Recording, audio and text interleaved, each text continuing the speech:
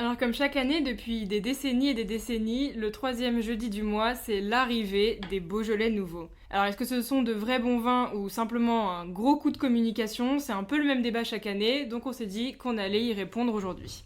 Pourquoi est-ce que cet événement est devenu une telle tradition et justement est-ce que c'est plus qu'une simple mode? C'est ce qu'on va voir aujourd'hui.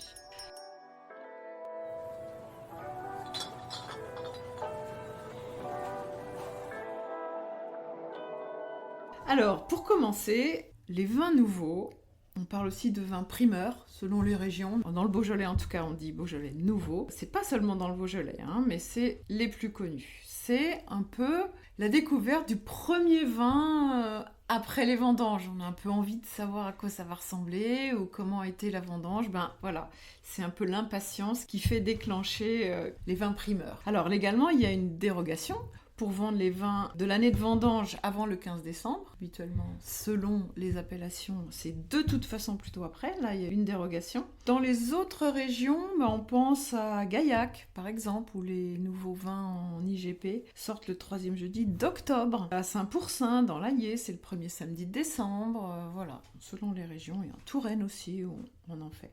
Voilà, mais ça fait des siècles, en fait, que le concept de vin nouveau existe. Et c'est apparemment seulement après la Deuxième Guerre mondiale que les Beaujolais nouveaux se sont vraiment étendus sur le reste du territoire. Alors en 1951, ensuite, ça a été la création de l'appellation Beaujolais nouveau. Et en 1967, le 15 novembre a été fixé pour harmoniser le lancement des ventes, un peu le coup d'envoi. Et en 1985, on a changé pour que ce soit le troisième jeudi de novembre, pour que ça tombe pas un dimanche. Voilà. Et depuis, c'est à date fixe. Ça permet d'aider la communication à se mettre en place, de susciter l'attente, que l'événement soit d'autant plus important. Et justement, donc c'est devenu de plus en plus connu, et maintenant le Beaujolais est presque associé par certaines personnes uniquement au Beaujolais nouveau. Mais c'est peut-être du coup le moment de faire un rappel sur la région du Beaujolais nouveau. J'imagine que peut-être tous les vins du Beaujolais ne peuvent pas être des Beaujolais nouveaux. Comment ça se passe? Tout à fait, c'est exactement ça. C'est vrai qu'on entend souvent Beaujolais, oh non, le Beaujolais nouveau. Voilà, il y a une espèce d'appréhension ou de non catégorique, alors que finalement c'est une région qui est bourrée de magnifiques surprises et vraiment de pépites. Alors pour comprendre un petit peu comment ça fonctionne, il y a déjà le Beaujolais, ça continue la Bourgogne. C'est vraiment, il y a même une partie du Beaujolais qui se trouve dans le département de Saône-et-Loire, en Bourgogne. Donc c'est vraiment la continuité. Il y a beaucoup de points communs avec la Bourgogne. Et il y a deux appellations régionales. Il y a Beaujolais, juste Beaujolais, et à certains endroits, Beaujolais village. Il y en a moins, mais ils sont plus spécifiquement répartis dans la partie nord, celle qui est plus proche de la Bourgogne. Et puis il y a aussi les 10 crus du Beaujolais. Alors faites le quiz, amusez-vous à les retrouver un par un. Mais là, ce sont des appellations communales, sur des zones réduites, avec évidemment un profil de vin plus complexe, parce que voilà, la nature des sols et l'exposition et toutes ces choses-là font que ça fait des vins plus complexes. Et puis il y a donc le Beaujolais nouveau, qui représente quand même un tiers de la production régionale. C'est quand même beaucoup. Et 700 vignerons en produisent sur 8000 hectares. Donc déjà, pour produire du Beaujolais nouveau, il faut du Gamay, bien sûr, le grand cépage de la région. La vinification elle-même doit être rapide, parce qu'il y a quand même un petit contre-la-montre, surtout si l'année est plutôt tardive, on a moins de temps pour vinifier pour que tout soit prêt avant le troisième jeudi de novembre. Et par contre, on ne peut pas faire du Morgon nouveau, ou du Chénat nouveau, ou du Brouilly nouveau. Ça n'existe pas. C'est seulement sur Beaujolais et Beaujolais village. Morgon, Chénat, etc. étant des crus. Des crus, voilà. Les 10 crus du Beaujolais ne peuvent pas sortir en nouveau. Ils ont besoin de beaucoup plus d'élevage que ça.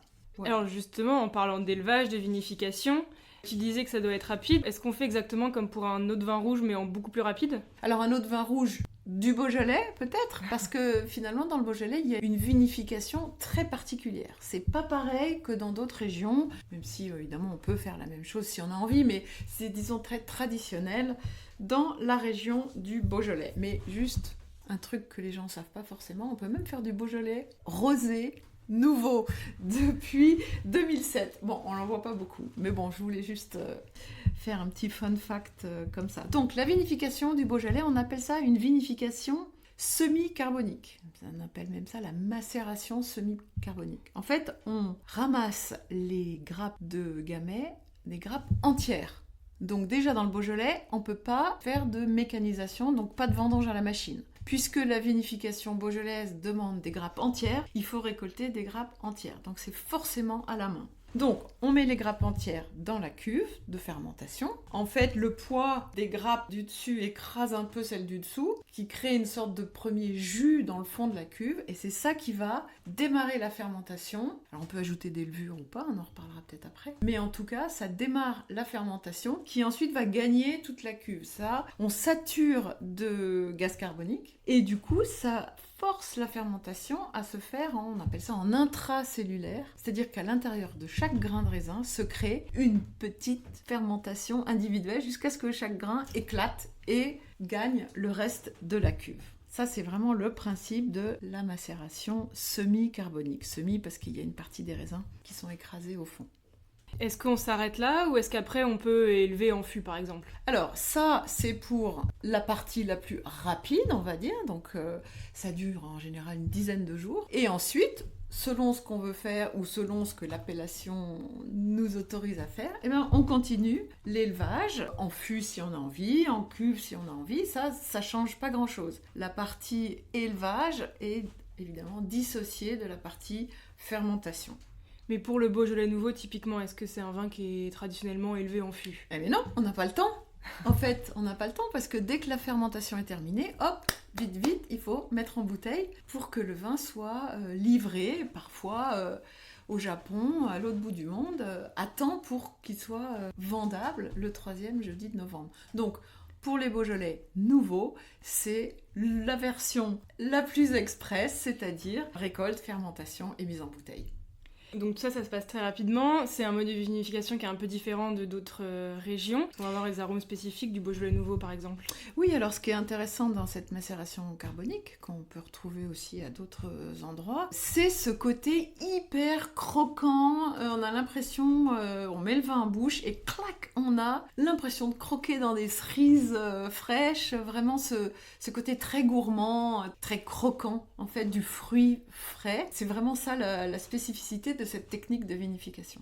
Et ça doit, j'imagine, à la couleur aussi, c'est vin plus clair, ça a pas forcément... Oui, effectivement, comme les pots n'ont pas macéré pendant hyper longtemps, le jus n'a pas pris une couleur énorme, les tanins n'ont pas pu être marqués par une macération prolongée. Donc c'est pour ça que c'est des vins qui sont faciles et, comme je disais, croquants. Et on appelle même ça, un mot très beaujolais, gouléant. Voilà, ça coule tout seul en bouche. Et longtemps, le Beaujolais nouveau a été un peu associé à un arôme de banane presque artificiel. Est-ce que c'est toujours le cas? Alors, très honnêtement, ça a été une mode.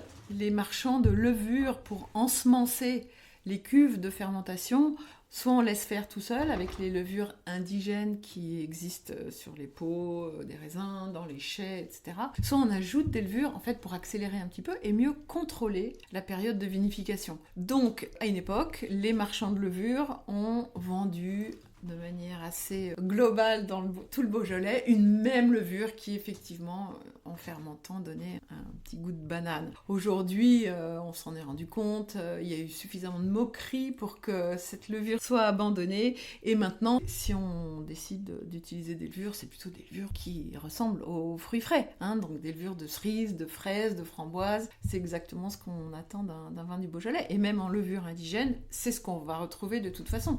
Ça prend peut-être quelques jours de plus, mais le résultat finalement est très proche du raisin. Et alors, selon toi, est-ce que ça vaut le coup le Beaujolais nouveau?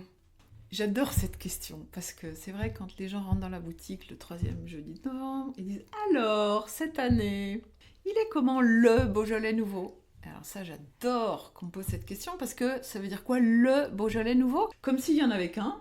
Comme si, je sais pas, tous les vignerons avaient mis leur production en commun pour produire un seul vin. Ça n'existe pas, ça. Donc évidemment, c'est « Ah, vous voulez parler du Beaujolais nouveau de monsieur ou madame, celui qu'on a choisi à vendre cette année-là.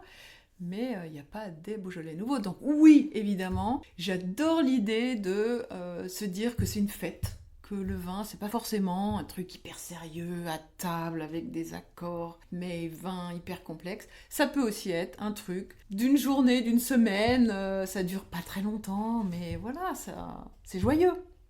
Et alors, si on vient en acheter à la cave 3x20, donc tu disais, celui que tu auras sélectionné cette année, qu'est-ce qu'on va manger avec ? Alors, c'est un peu le super truc qui va avec plein de choses. Par exemple, avec nos incroyables saucissons d'Auvergne déjà, mais au sens large, avec toute la bonne charcuterie, des bonnes petites terrines faites avec des bêtes qui sont bien élevées, bien transformées. Voilà, tout ce qui est charcuterie, les petites planches, les plateaux de fromage. Un peu ce qu'on imagine le 3e jeudi de novembre et les jours qui suivent, de Si on veut se servir faire un apéro. un apéro, une pizza, voilà, des choses simples, c'est pas la peine d'aller chercher trop loin. On se prépare à avoir une petite explosion de fruits en bouche en même temps. Bon bah voilà, vous savez à peu près tout ce qu'il y a à savoir sur le Beaujolais nouveau ou les Beaujolais nouveaux, comme on devrait dire, de la production à la dégustation, et on espère qu'en tout cas ça vous a réconcilié si jamais vous hésitiez encore à les goûter cette année. Et dans le prochain épisode, on répondra à une question assez fondamentale en fait, on n'a pas encore adressé ici sur le podcast, comment bien déguster du vin.